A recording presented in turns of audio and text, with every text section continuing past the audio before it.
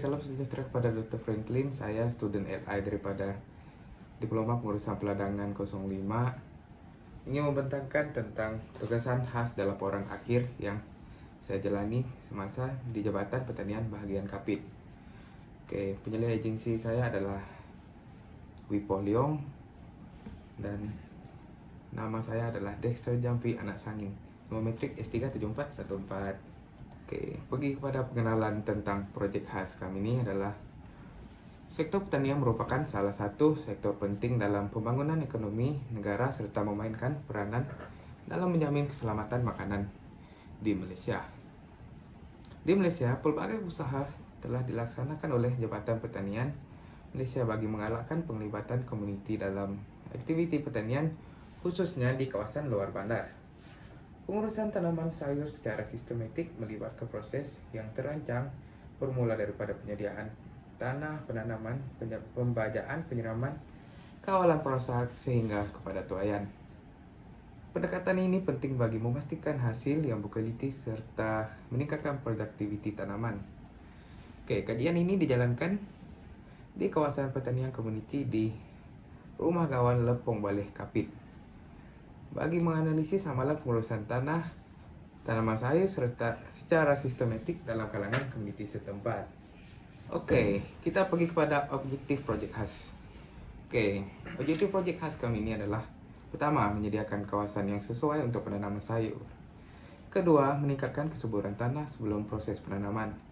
Ketiga adalah mengaplikasikan teknik penanaman sayur yang betul. Keempat, memberi pendedahan kepada pelajar mengenai amalan pertanian yang sistematik. Dan terakhir adalah menghasilkan tanaman sayur yang berkualiti dan produktif.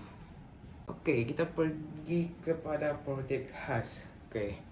Projek khas kami ini adalah untuk pengurusan tanaman sayur secara sistematik di kawasan pertanian komuniti. Projek kami ini berlaku di Rumah Gawan Lepong Baleh Kapit bersama Encik Bungsu Anak Rujah. Seperti yang doktor dapat tengok lah.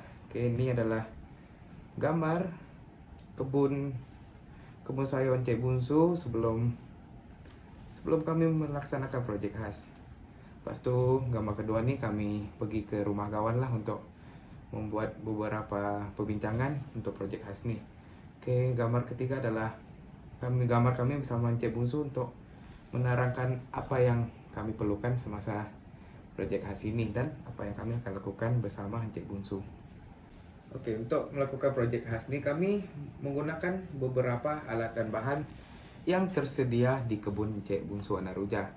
Antaranya adalah baja, racun, tugal untuk membuat lubang untuk anak benih, garpu pertanian, mesin pembajak, racun serangga, bakul tanaman, baja organik seperti tahi ayam.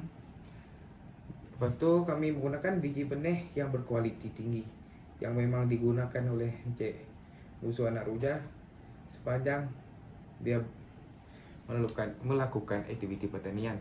Akhir sekali kami menggunakan baja gula. Baja gula ni khas untuk penanaman cangkuk. Proses penanaman. Untuk proses penanaman kami melakukan proses daripada awal hingga ke akhir.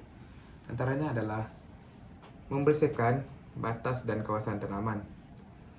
Kedua, kami akan menaburkan kapur sebelum digembur. Ketiga, kami akan membajak batas menggunakan mesin.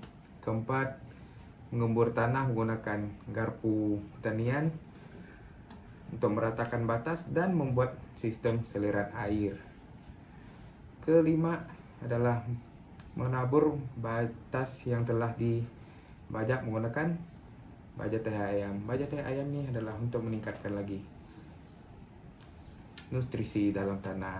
Untuk kapur tadi adalah untuk menurunkan nilai pH tanah supaya asam dalam tanah dapat dikurangkan. Kemudian proses penanaman yang seterusnya adalah untuk kangkung dan cangkuk kami menggunakan tugal untuk membuat lubang tanaman. Lepas tu kami akan menanam dan menabur biji benih. Untuk khas untuk kangkung lah. Kangkung dan cangkuk kami menggunakan teknik menanam dalam lubang yang sudah ditugal. Untuk biji benih bayam akan ditabur saja di atas batas secara merata.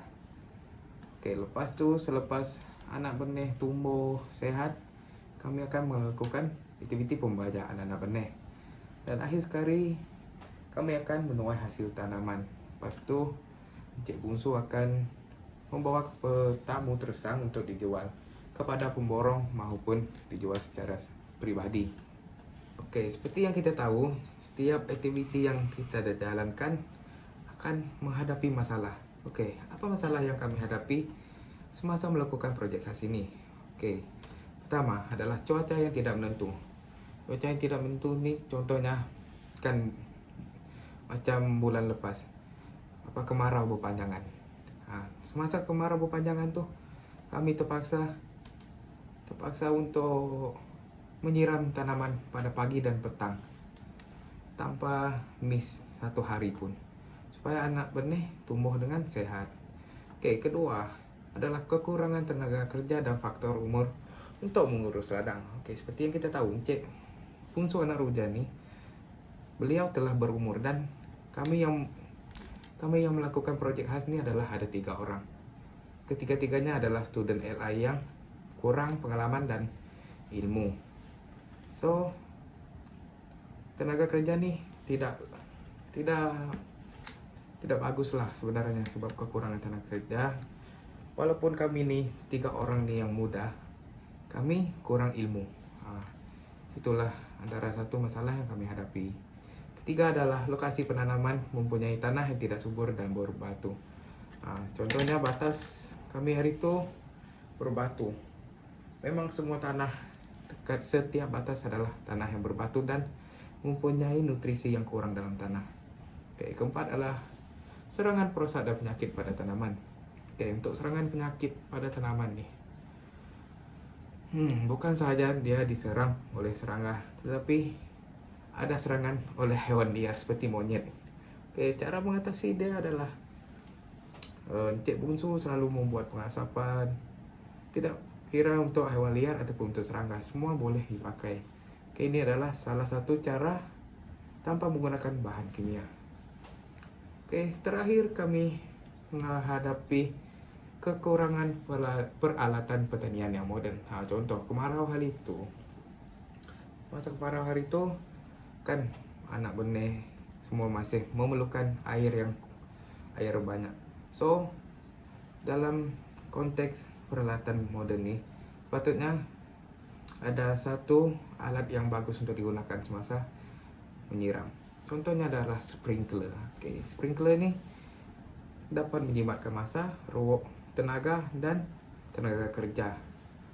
Oke, kesimpulan daripada proyek khas kami ini adalah secara keseluruhannya, proyek pengurusan tanaman sayur secara sistematik di kawasan pertanian komuniti di Rumah Gawan Lepong Baleh Kapit berjaya meningkatkan pengurusan, meningkatkan hasil tanaman, mengukuhkan kerjasama komuniti, serta menambah pengetahuan dan kemahiran penduduk dalam bidang pertanian. Selain menyumbang kepada bekalan makanan yang mencukupi, proyek ini juga berpotensi menjana pendapatan dan mewujudkan amalan pertanian yang lebih mampan untuk masa hadapan. Oke, pandangan saya terhadap proyek ini telah membuka pandangan saya dengan lebih luas terhadap sektor pertanian. Sebelum ini sektor pertanian, saya melihat sektor pertanian dalam kalangan anak muda lah, terutamanya kerja berat, bawah panas. Itu antara salah satu faktor yang tidak disukai oleh anak muda zaman sekarang. Sekarang sektor pertanian lebih senang lah, dikatakan lebih senang sebab banyak menggunakan pertanian yang moden. Oke, ini adalah beberapa aktiviti sepanjang latihan industri. Oke, saya akan menerangkan aktiviti ini secara ringkas. Oke, pertama kami pergi ke membuat verifikasi proyek ke rumah bengau bagi proyek tanaman cendawan tiram. Oke, lepas itu kami berbincang dengan tuan rumah bengau untuk tujuan barangan, keperluan dan pembinaan rumah cendawan tiram. Oke, di sini kami menerangkan proyek itu untuk apa dan macam mana proyek itu berlaku. Oke. Terakhir sekali kami membuat pemantauan kawasan untuk tanaman cendawa tiram.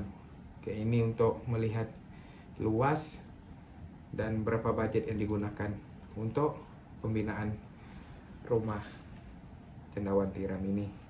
Oke, seterusnya kami ada membuat pemeriksaan kesehatan di kandang babi komersial dan memeriksa sampel darah.